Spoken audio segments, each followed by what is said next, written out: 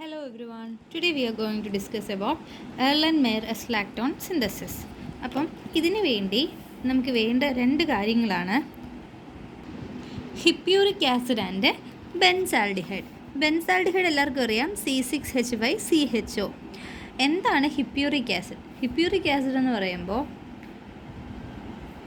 C6H5CONH CH2COOH ഇതാണ് ഹിപ്പ്യൂറിക് acid. Okay, അപ്പം C6H5CONH CH2COOH ആണ് ഹിപ്പ്യൂറിക് ആസിഡ്.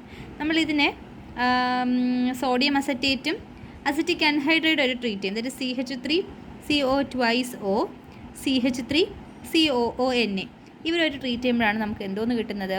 ഒരു നമ്മളിവിടെ എന്തിനാണ് നമ്മൾ എർലൻമെയർ ലാക്ടോൺ സിന്തസിസ് ചെയ്യുന്നതെന്ന് വെച്ചാൽ അമിനോ ആസിഡിൻ്റെ പ്രിപ്പറേഷന് വേണ്ടിയാണ് നമ്മൾ പഠിച്ചത്.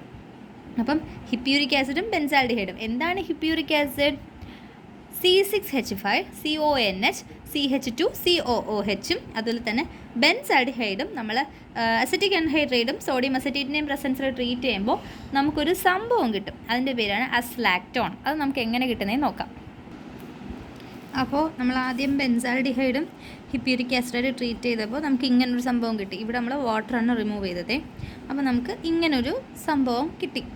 ഇനി നമ്മൾ എന്ത് ചെയ്യാൻ പോകണമെന്ന് അറിയാമോ? നമുക്ക് അസ്ലാക്ടോൺ ആണ് ഫസ്റ്റ് നമുക്ക് പ്രിപ്പയർ ചെയ്യേണ്ടത്. എന്നിട്ടാണ് നമ്മൾ അതിൽ അമിനോ ആസിഡിലോട്ട് പോകുന്നത്.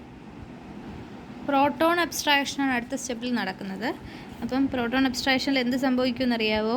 ഇവിടുത്തെ ഹൈഡ്രജൻ പോവും, അവിടെ ഒരു ഡബിൾ ബോണ്ട് ആവും. ഓക്കെ, വേറെ പ്രത്യേകിച്ചൊന്നും നടക്കുന്നില്ല.